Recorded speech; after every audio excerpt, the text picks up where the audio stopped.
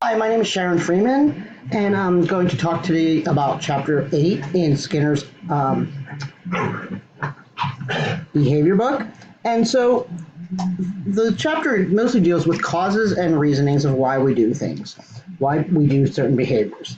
And he's broken those down in about six different categories, and I'm going to go through them one by one, and I'll give you a little speech about them. So commands, advice, and warnings are the first ones. Now, commands describe an act and implies aversive consequences. Something like move over.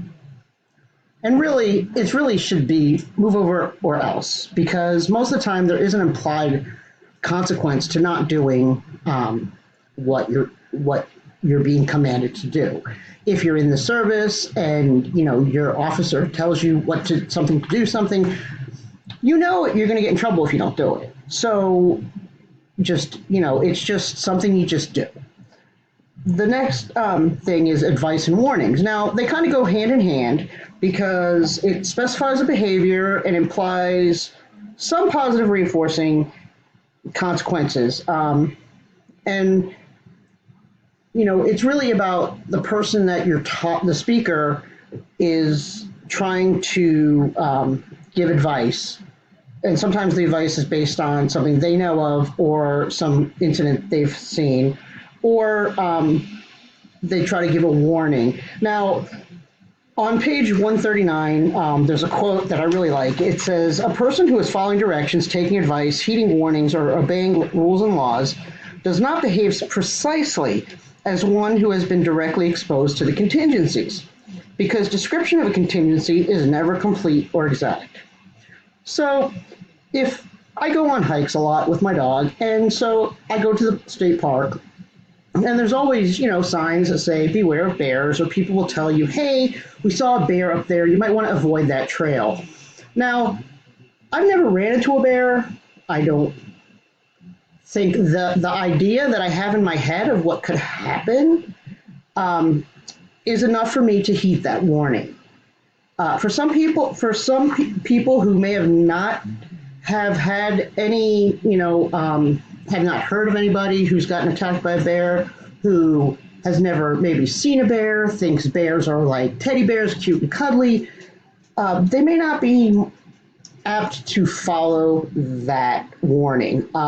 So that's what the difference is with between commands or something that's aversive consequence, and advice and warnings are something that you can heed depending on your history, is whether you will follow through and heed the warning or follow the advice.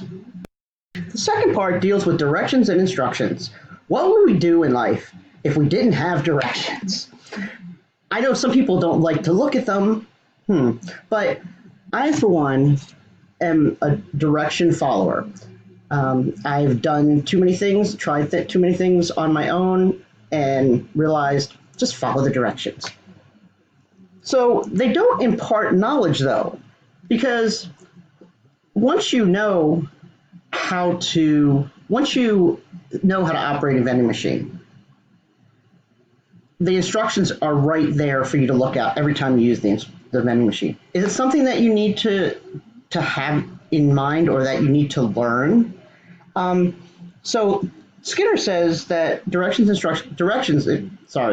do not impart knowledge in them by themselves. Now, if you give instructions to someone, like let's say they're driving a car, and you're at first you tell them a lot of different things to do. You give them a lot of instruction, and then as they practice and they've begun to drive more, you give them less and less, and it's more about instruction as opposed to direction. So you're instructing them. Yes, you're using directions to tell them what to do, but you only do it when it's necessary, or what to do next. The next section has to do with folklore, maxims, and proverbs. Folklore is basically word of mouth types of stories, ideas, maybe like fables. Maxims are short statements, some kind of guiding principle that basically tells you how to run your life. You know, and then there's proverbs. So because they don't function well as a reinforcer because the consequences are not immediate. Um, the reason they influence our behavior is that sometimes they act like a set of instructions. You know, don't lend money to a friend if only do that if you want to lose them.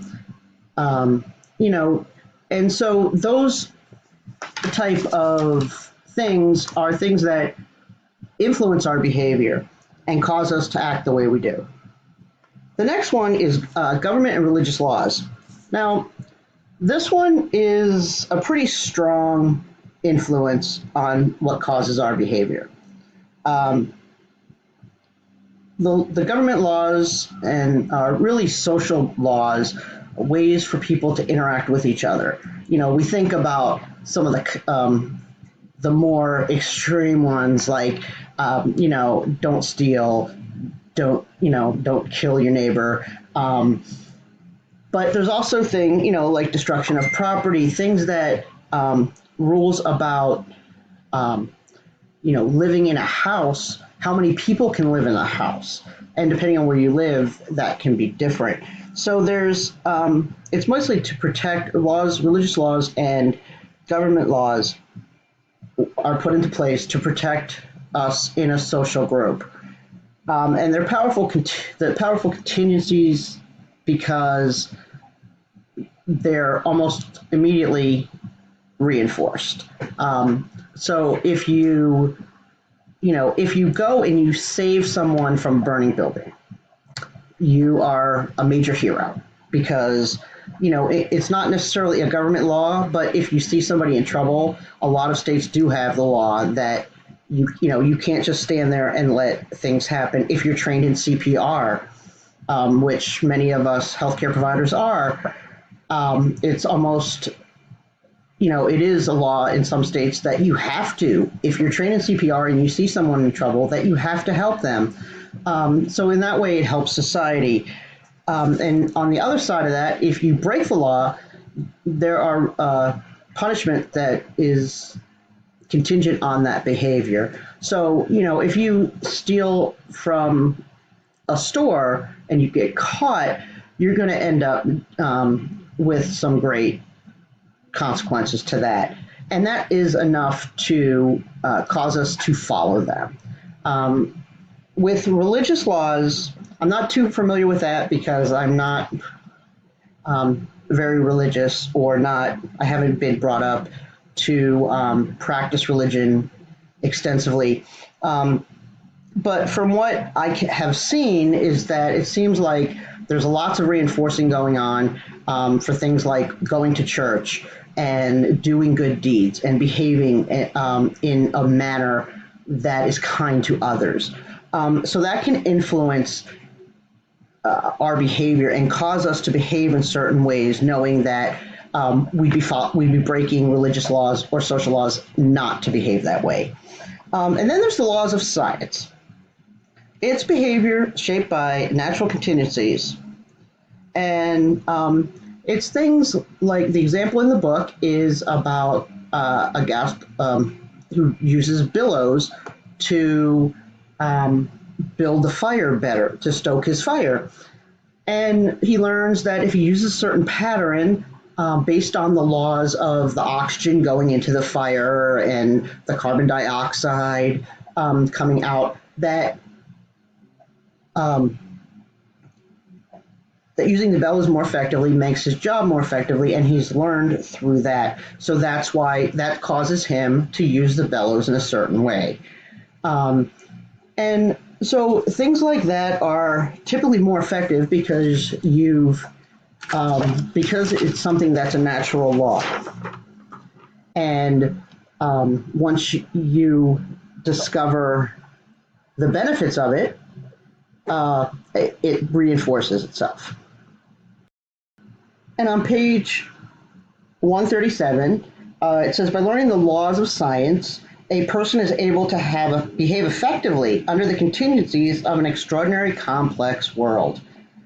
In this world, we're always trying to figure out to go. Sometimes science will carry them beyond their own personal experience, just from what has happened and what they, you cannot possibly see everything in every condition. So by learning basic science laws, you can put that into practice.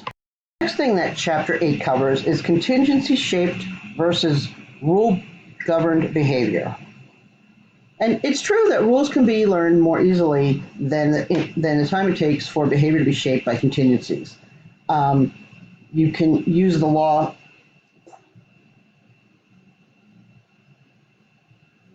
A person, for example, when you're speaking to another person, you may use laws of English that you may not have been taught in elementary school or middle school in your English class.